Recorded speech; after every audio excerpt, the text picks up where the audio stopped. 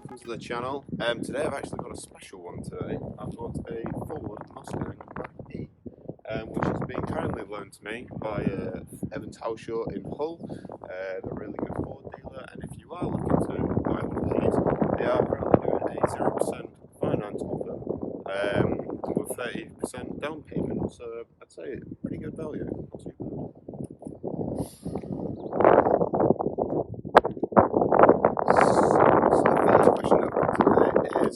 Is it a Mustang? Well, kind of. If you look at the front, we do have the Mustang badge. We've also got these sort of Mustang-esque lights. We've also got sort of sweeping body. That's about it from the front, really.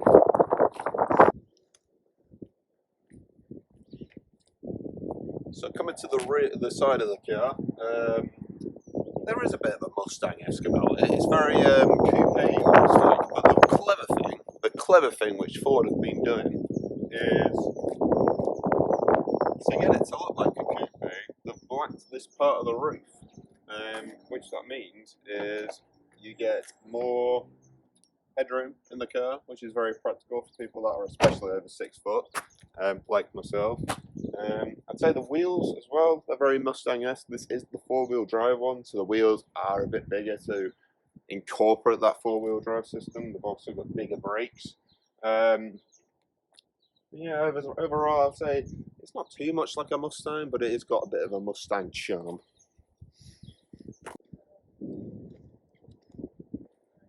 Yeah, as I was saying before, I got rudely interrupted by a couple of yobbers. It's more of a family SUV, like I said, so if I double click through, it is electrically operated. It has got quite a lot of space in there. I would say probably more enough for a few bags. If you have got kids, it does have enough room in the back for a pram.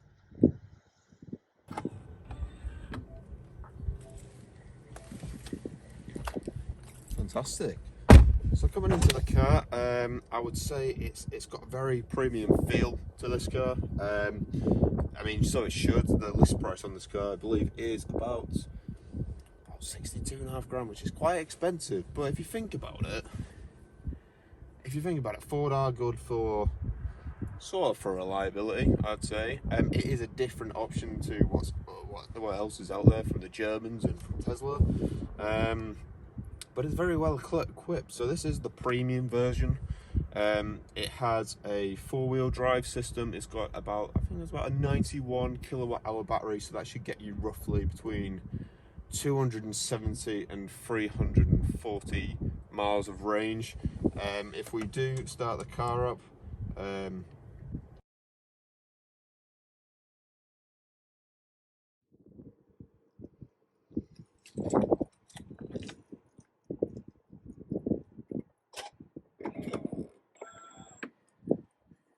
okay, so climbing into the back of this thing, what can I say? Well, I'm 6'2", 6'3". I'd say I'd argue I'm in the middle, and I'd say the legroom's all right. I mean, the seat does push itself back a little bit. I think that's it does adjust. It's got memory seats on here, so as soon as you turn the car on, the seat does move forward a little bit. So, but I'd say it's reasonably comfortable. The headroom's pretty decent as well.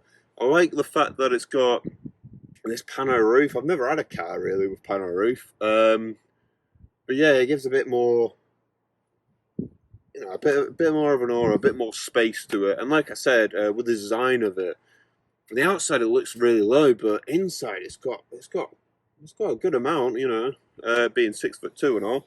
Again, the seats are very nice. The stitching carries on. There's no transmission tunnel like you do get on BMWs and Mercs, etc. And it's got a nice little armrest where your arm isn't going to go straight into the cup holder. So that's also a good win, I'd say, as well. And I'd say if you have got kids, it has got the ISOFIX. There's no colours, so you're not going to lose them. But yeah, I'd say it's quite cushy, to be fair. Can't really say much more.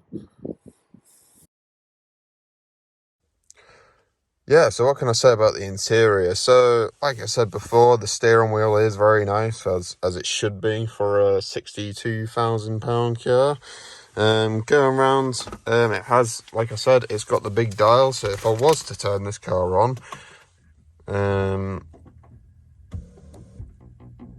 does make a lot of noise, like a little bit of noise when you start it up. So the screen is pretty large. As you can see, I've got my Spotify playlist, I've got my Apple CarPlay all connected up. People that do use it, you know what it's going to be like. The one thing I don't like about these infotainment systems, and it's with all new cars really, is the fact that you have to do all your bloody climate control through the screen. Like, I prefer to have it as this knob. This knob is essentially just for your volume. And that's about it, and turn your screen off, and then everything else is down here.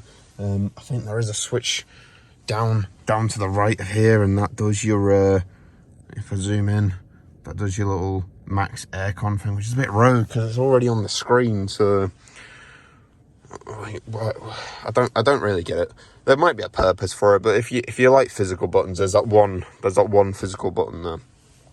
Going into the screen, you've got your settings. Obviously, you got your radio, your phone, nav, tire pressures. You know, that's, has he got any air in it? He has got some air in there, so that's you know, that's handy.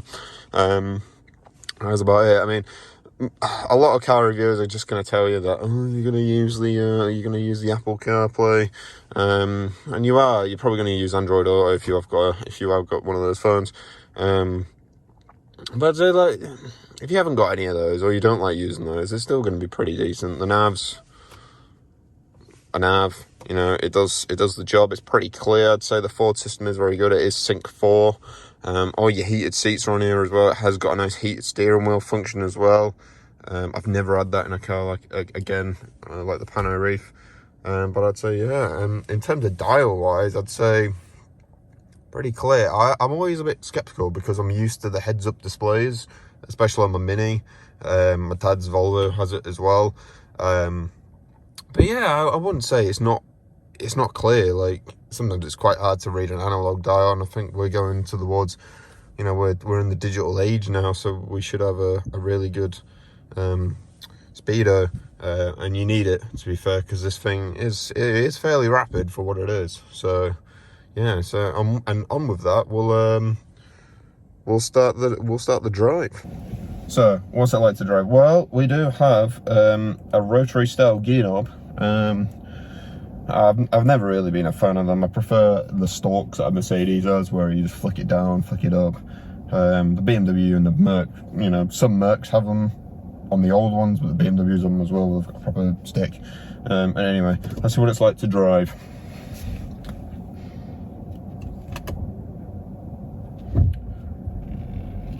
There we go. As you can see, it's very quiet. It is still making some weird buzzing noise, so I will give you that. Talking on that. It has got a long bonnet, this thing. It really has. Apologies if you hear a rattle in the boot.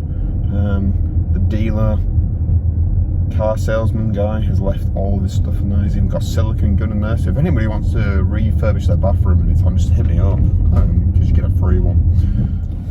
Yeah, so it's a very, very comfortable car, I'd say. The suspension does get a bit confused. I've noticed that. I've been driving it. Other car reviewers would say exactly the same thing. So it bounces, like, you have to have stiff springs on these type of cars with the battery weight and all.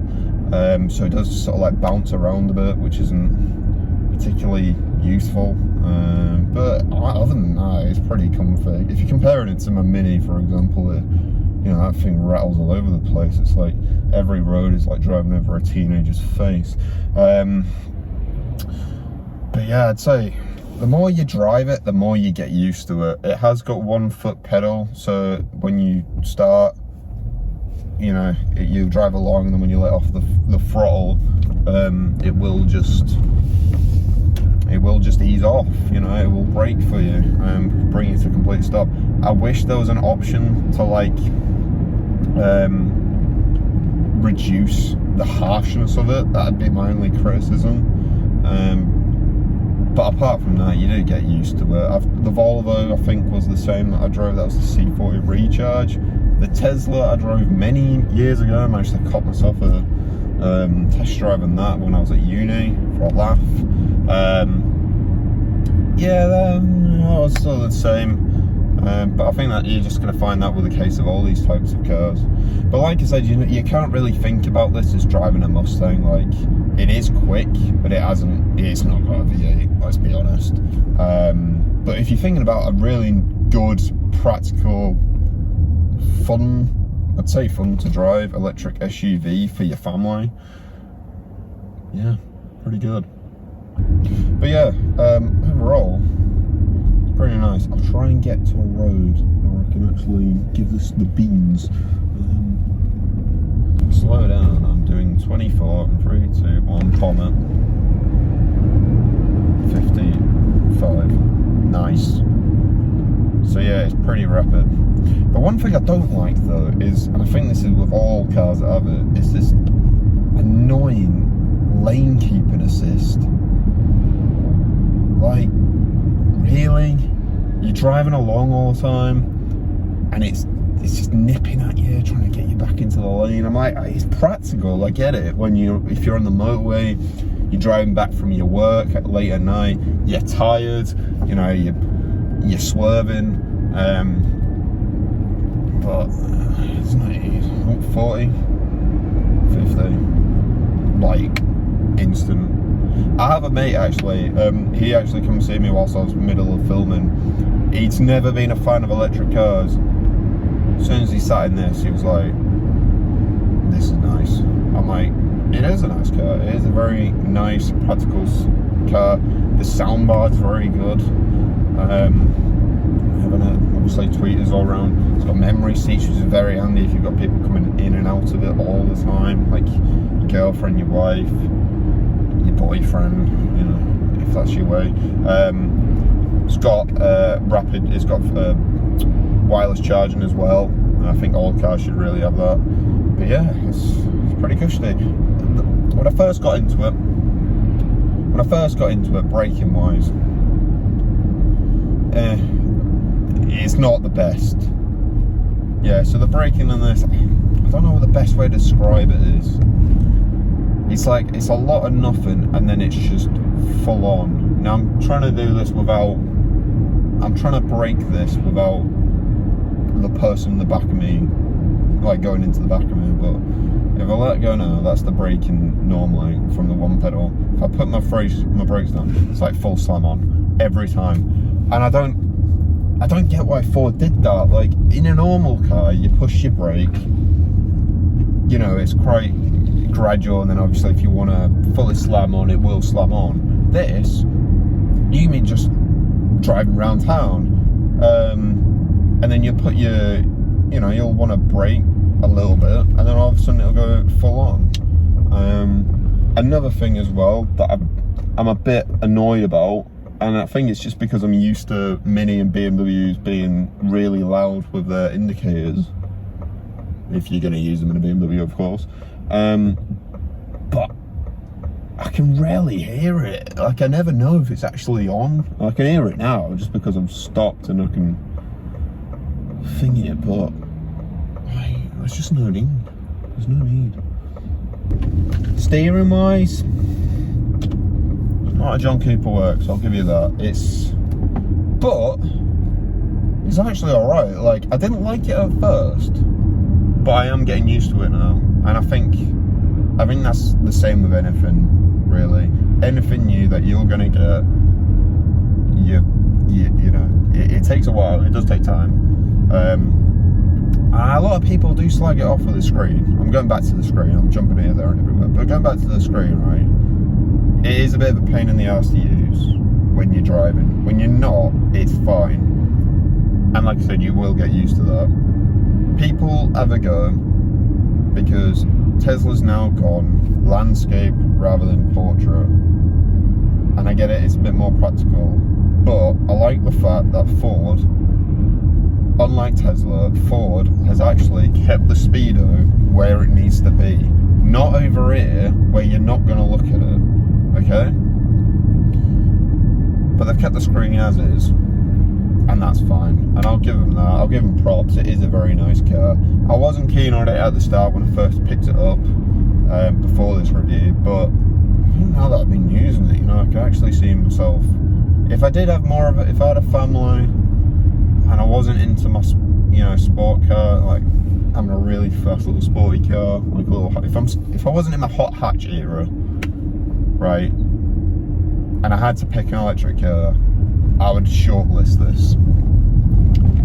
It's quirky looking. I'd say it's very nice to look at. Maybe the yellow, you know, the yellowy orangey paint is probably not everybody's taste, but I have seen the GT one today, and that was in a nice metallic orange, and that's very nice. That's, ooh, it's a little bit different, you know. But I'd say blue is my usual, my go-to. Blue would be my go-to. The red's okay. The metallic red is quite nice. At the start of this review, I said to myself, I'm not going to like it. You know, it's not a proper Mustang, it's not this. But as an SUV, I'm not a fan of SUVs. I never really have been. Like, I like the look of Range Rovers, but I know full well it just costs a bomb. My dad's boss, he has a Range Rover Sport. For a service for that, I think he had to get some brakes done as well. It was 1,500 quid, right? Which is excessive amount of money just to put oil in your car. This being electric, there's not much really to go wrong. The only thing, bloody hell, there's not much to go wrong really. It's electric, it's got a motor, it's got a battery. You know, I'd say if you're gonna go for one, I'd probably go for the premium one if you like your four-wheel drive. And if you're doing long distances, obviously people are going to rag the range because it's not doing as much as it should be. But if your office is down in London and you live in Hull, for example, like it's what, 240 miles, you're going to end up stopping for a break. If there is a charging point that works, which isn't the car's fault, it's the infrastructure. It's shocking, really.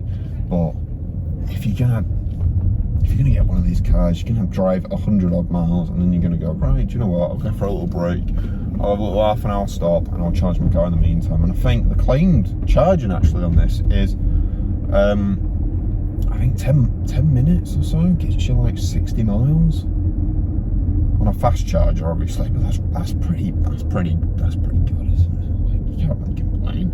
So you're not gonna have range anxiety with this. If you're in a mini electric, yeah, you're only gonna do 120 miles and you're gonna be run out, right? And you're gonna be stopping all the time. It's not gonna do 120 miles, it's gonna do about 80. So, although I haven't driven that, I might give that a test drive at some point if I can get on 24 hours. But yeah, at the end of the day, good car all round. And with that, thank you for watching. If you do want to subscribe, if you want to support the channel, like and subscribe would be very helpful. If you are looking at electric cars and you have test drive one of these and you've compared it to other electric cars, please put it in the comments. You know, there's going to be people out there that might be wanting one of these cars in the next couple of years. I'd say, yeah, so leave some comment, you know, get a bit of chat going. You know, that's the best way to do it. If you don't know me, I'm obviously Josh in Cars. I have got an Instagram where I just post random car photos. I'm not one of these people that's just going to be throwing all my attention at the bloody Instagram stories and reels and all that. But yeah, follow me on @JoshinCars. I will be doing more reviews. I'm sorry I've taken a while this time to get another review out, but it's life, you know, it's work, and I've been going away places like that. So yeah, so like, comment, subscribe, thank you, and I'll see you next time.